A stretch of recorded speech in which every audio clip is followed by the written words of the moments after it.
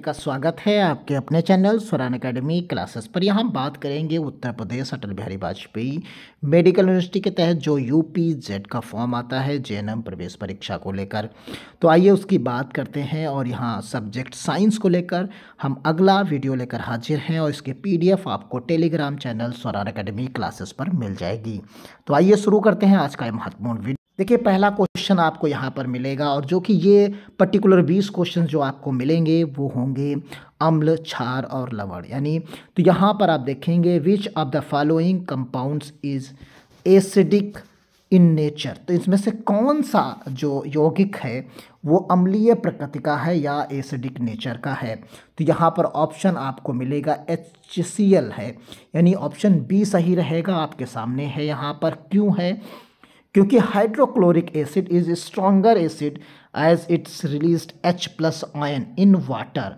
तो while NaOH और KOH and COH जो 2 दिया गया है basic compounds that release OH ions, इसलिए हाइड्रोक्लोरिक अम्ल जो होता है वो एक मजबूत अम्ल होता है, स्ट्रॉन्ग एसिड्स होता है, क्योंकि यह जल में घुलने पर H+ आयन प्रोटॉन छोड़ता है, जबकि NaOH और KOH क्षारीय यौगिक होते हैं यानी बेसिक कंपाउंड्स होते हैं और ये OH को छोड़ते हैं।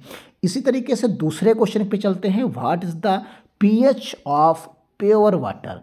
तो ये नॉर्मली क्वेश्चन आप सभी लोग बहुत ज़्यादा पूछा भी जाता है और जानते भी हैं, इसमें कन्फ्यूजन नहीं होना चाहिए। ये ऑप्शन जो है इसका बी सही रहेगा और इसका जो है ऑप्शन बी है और 7 होता है।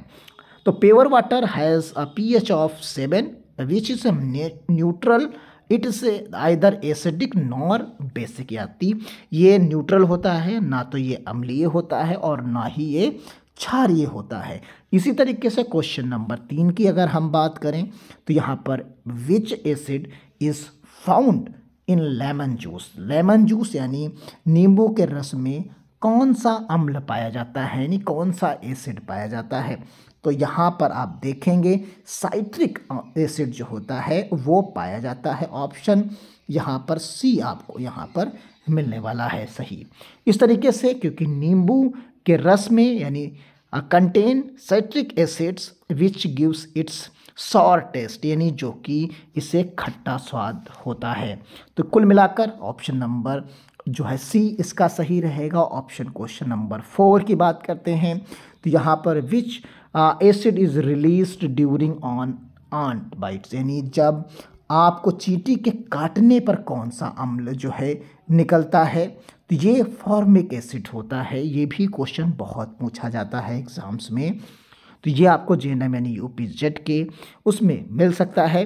तो चींटी के काटने पर यानी when an ant bites it's release formic acids and methanoic acids, क्योंकि यहाँ पर methanoic acids into its skin causing irritation and pain. तो यहाँ पर फॉर्मिक अम्ल यानी मेथनोइक अम्ल त्वचा में प्रवेश करता है जिससे जलन और दर्द होता है। तो कुल मिलाकर यहाँ पर ऑप्शन बी सही रहेगा। ऑप्शन अब क्वेश्चन नंबर 5 की बात कर लेते हैं। क्वेश्चन नंबर 5 में कहा गया है what is the pH range of pH scale. तो क्या रहती है?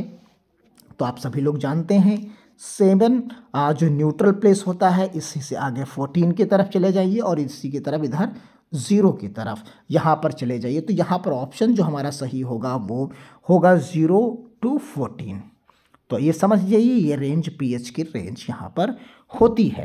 तो यहीं पर रहता है और इसमें भी क्राइटेरिया आप डिसाइड कर लीजिए। अगर हम आपको क्लियर कर दें यहीं पर तो आप देख पाएंगे आसानी से। तो जो 0 to 6 होता है यानी 0 to 6 रेंज होगी ये आपकी एसिड होगी, और जो 7 हमारा न्यूट्रल रहता है, 7 हमारा न्यूट्रल रहेगा, और 8 to 14 जो रहेगा वो हमारा बेसिक रहता है यानी वो क्षारीय होता है। तो एसिडिक हो गया, न्यूट्रल हो गया और बेसिक हो गया। तो ये स्केल 3 पार्ट्स में डिवाइड रहती है। तो क्वेश्चन नंबर अगर हम 7 की बात करें तो what colour does blue litmus paper turn in acidic solution, यानी अम्लीय घोल जो होता है में नीला लिटमस पेपर किस रंग में यहाँ पर बदल जाएगा। तो जो नीला लिटमस पेपर है तो किस में बदल जाएगा? तो वो रेड में बदल जाएगा, क्योंकि blue litmus paper turns red in acidic solution, acidic solution अगर होगा वो तभी वो ब्लू जो है रेड में बदलेगा, यानी बी टर्न्स हो जाएगा रेड में जब सॉल्यूशन आपका एसिडिक होगा। क्लियर है? तो ये चीज़ आप यहाँ पर याद रखना होता है। Question number 7, what is the chemical name of baking soda? तो बेकिंग सोडा जो होता है उसका केमिकल नेम पूछा गया है। तो ये केमिकल नेम की बात करते हैं तो यहाँ पर NaHCO3 ये होता है। तो यहाँ पर सोडियम बाइकार्बोनेट कहते हैं, यानी सोडियम बाइकार्बोनेट। ऑप्शन बी आपका सही रहेगा। बेकिंग सोडा, जो chemical name of baking soda is sodium bicarbonate.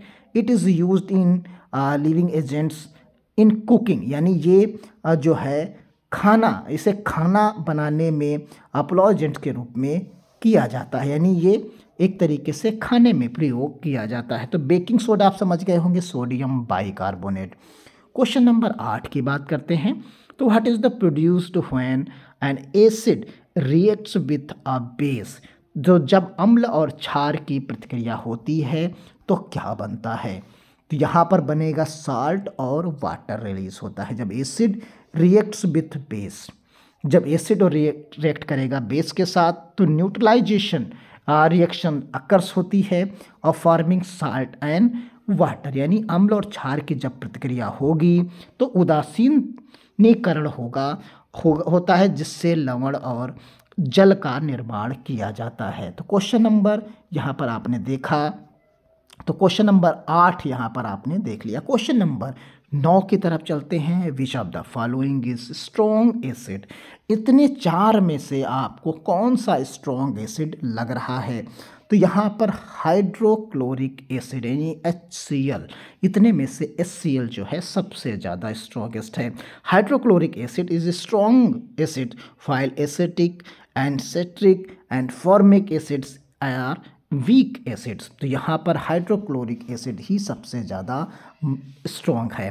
तो यहाँ पर which gas is responsible for acid rain? तो यहाँ पर एसिड रेन के लिए कौन सी गैस जिम्मेदार होती है? तो यहाँ पर आप जानते हैं सल्फर डाइऑक्साइड यानी SO2 कहा जाता है, जिसका ऑप्शन आपका सी सही है। तो सल्फर और डाइऑक्साइड जो होती है reacts with water vapours, water vapour के साथ जो एटमॉस्फेयर में होते हैं उनके साथ ये रिएक्ट करके H2SO4 बना लेती है, यानी क्या बना लेती है? H2SO4 ये बना लेती है। तो जिसकी वजह से ये अम्लीय वर्षा यहाँ पर यानी एसिडिक रेन जो है हो जाती है। तो यहाँ पर आप समझ गए होंगे। क्वेश्चन नंबर 11 की बात करते हैं। विच of the following salts is acidic in nature? तो इनमें से कौन सा एसिडिक नेचर का है? तो आप समझिए यहाँ पर अमोनियम क्लोराइड। तो अमोनियम क्लोराइड जो आपका होता है वो आपका जो है इन एसिडिक साल्ट कहलाता है और it's formed by the reaction of strong acid यानी HCl और वीकर बेस जो आपका होगा NH4OH, इससे मिलकर ये बनता है। तो ये चीज़ यहाँ पर आप देख सकते हैं कि NH4Cl आपको मिलेगा। अमोनियम क्लोराइड एक अम्लीय लवण है और ये मजबूत अम्लीय HCl और एक कमज़ोर क्षार जो है NH4OH की प्रतिक्रिया के कारण बनता है। क्वेश्चन नंबर 12 की बात करते हैं। Which gas is released when hydrochloric acid react with zinc? जब जिंक के साथ जो है हाइड्रोक्लोरिक की प्रतिक्रिया कराया जाएगा तो कौन सी गैस निकलती है? तो यहाँ पर जो गैस निकलेगी वो H2 निकलेगी।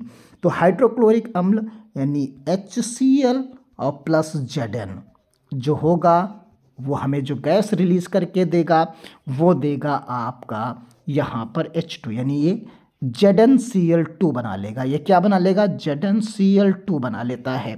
तो जब ZnCl2 बनाएगा, ये ZnCl2 का निर्माण करेगा तो उसी में H2 गैस रिलीज हो जाएगी।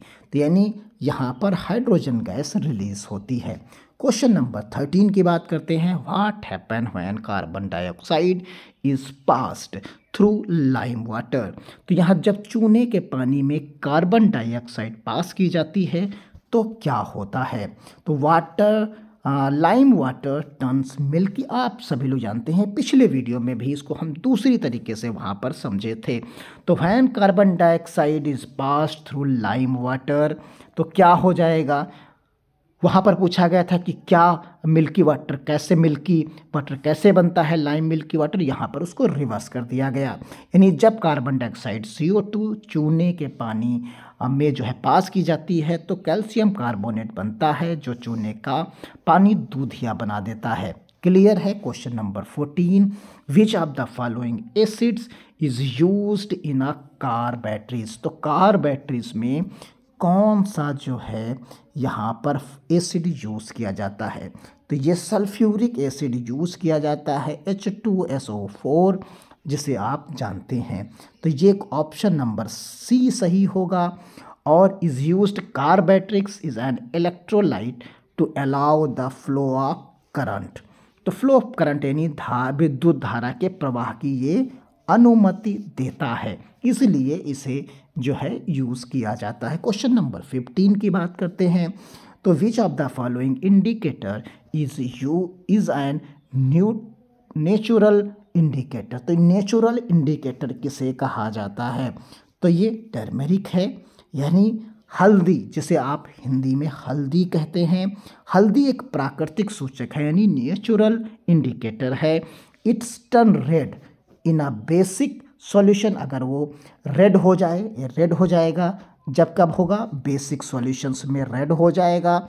और but remains yellow in acidic, और येलो किस में रहेगा? एसिडिक सॉल्यूशन में ही वो रहेगा। तो यहाँ पर क्षारीय घोल लाल हो जाती है और अम्लीय घोल में जो है ये पीली बनी रहती है। तो ये एक नेचुरल इंडिकेटर है। क्वेश्चन नंबर 16 की बात करते हैं। क्वेश्चन नंबर 16 में आप पाएंगे कि which of the following is used as an antacid, यानी एंटासिड्स। तो यहाँ पर निम्नलिखित में से किसे एंटासिड्स के रूप में प्रयोग किया जाता है? तो यहाँ पर आप पाएंगे कि सोडियम बाइकार्बोनेट, जिसे हम बेकिंग सोडा, अभी एक क्वेश्चन मिला था बेकिंग सोडा को लेकर, उसी तरीके से यहाँ पर भी आप देख सकते हैं बेकिंग सोडा बाइकार्बोनेट का उपयोग एंटासिड्स के रूप में किया जाता है, जो पेट में अम्ल जो होता है उसको बेअसर करने के लिए अम्लता का कम करता है, यानी उसकी अम्लता को जो होता है, जो एसिडिटी होता है, उसे कम करता है। Question number 17, what is the colour of जो है फिनोप्थिलीन? फिनोप्थिलीन का जो कलर होता है एज एन एसिडिक मीडियम, तो यहाँ पर जो बात करने वाले हैं वो है कलरलेस होता है, यानी जो ये होगा वो कलरलेस होगा। ऑप्शन नंबर आपका बी सही होगा। फिनोप्थिलीन अम्लीय यानी colourless is an acidic medium and pink in basic medium. तो यहाँ पर कलर आपको बहुत बखूबी याद रखना है, जो ये होता है तो ये जो आपका एसिडिक में होगा, यानी एसिडिक में ये होगा जो है कलरलेस होगा, और वहीं पर जो है पिंक हो जाएगा किसमें? बेसिक में ये पिंक कलर का हो जाता है। Question number 18, which of the following salt is basic in nature? निम्नलिखित में से कौन सा लवण क्षारीय प्रकृति का होता है? तो क्षारीय प्रकृति का कौन सा होता है? तो ये होता है यहाँ पर आपका सोडियम कार्बोनेट। तो सोडियम कार्बोनेट जो है आपका रहेगा is a basic salt formed from the strong base. तो सोडियम कार्बोनेट एक क्षारीय लवण है जो एक मजबूत क्षार और एक कमज़ोर अम्ल से बनता है। क्लियर है?